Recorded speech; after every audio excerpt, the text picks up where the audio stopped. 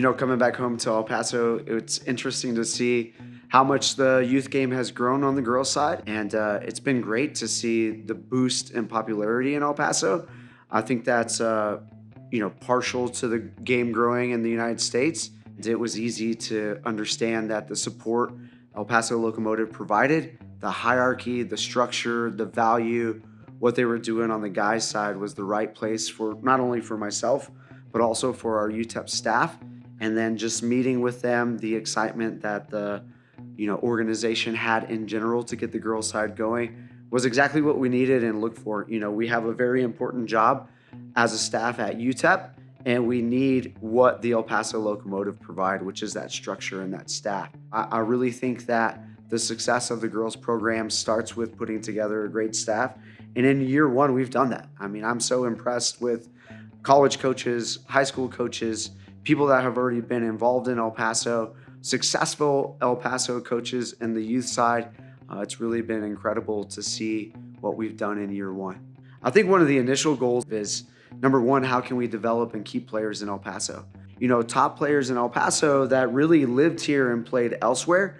And what we would like to do is provide them a training opportunity that they could thrive in as up and coming youth.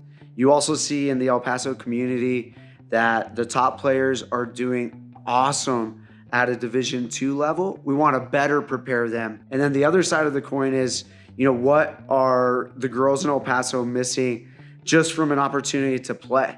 And I felt like there was a lot of disorganization. I felt like the monthly Venmos and some of the structure that was occurring in El Paso, it's just not fair. And as a parent, I think that I wanted to seek more for those players. And that has nothing to do with the success of the players that have come from El Paso. It's more just providing them a modern experience. And I want to speak about that too. Our goals is, Dallas is the gold standard for development on the girls' side.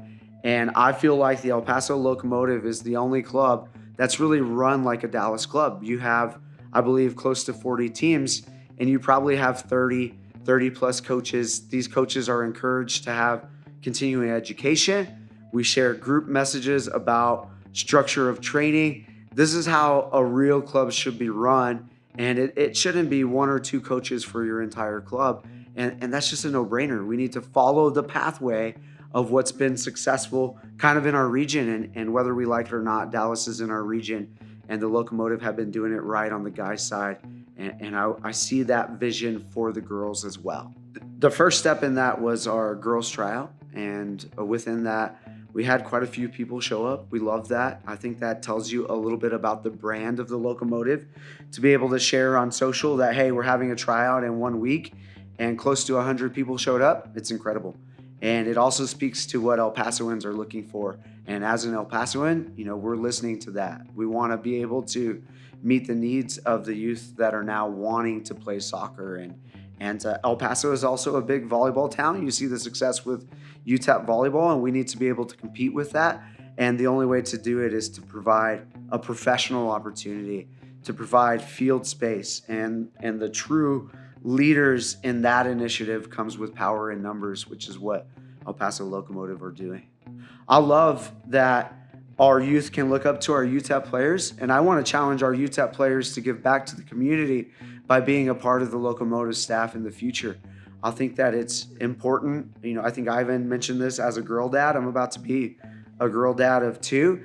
And, I want my girls to have female leaders that they see doing difficult tasks, taking on tough jobs, and the reward that comes with it. So I think that's incredible that we can have, 6 or 7 female coaches in the first year. And some of those are coaching our boys teams. And that's a great challenge too. That is so awesome. And we just need more of that. And that was a full collaboration. You can't do that without Des. You can't do that without the social plugs. You can't do that without a willingness from our Locomotive staff to do more than they've already been doing. Because when you start something, as I'm finding out with UTEP, and as you're building or rebuilding something, it's really difficult. And you're taking on a challenge that's tougher than something that's already established. And our staff, with Juice coming over from the guys' side to the girls' side, with John, who's an incredible coach for the boys' side, coming over, we're asking them to put themselves in an uncomfortable position because our girls teams are not going to be great straight away. But what we are going to do is we're going to do things the right way. We have a development plan. We have a structure that we're going to follow. And we know that the people in El Paso are going to want to be a part of that in the future. And then after that, the results come. And I believe in our staff's ability to coach, to develop, and to get the results later on. The message for me is simple because I'm a parent too. And, in the beginning, it's not about the ups and downs. What needs to happen is you need to see the value. You need to want to be a part of something that's being built.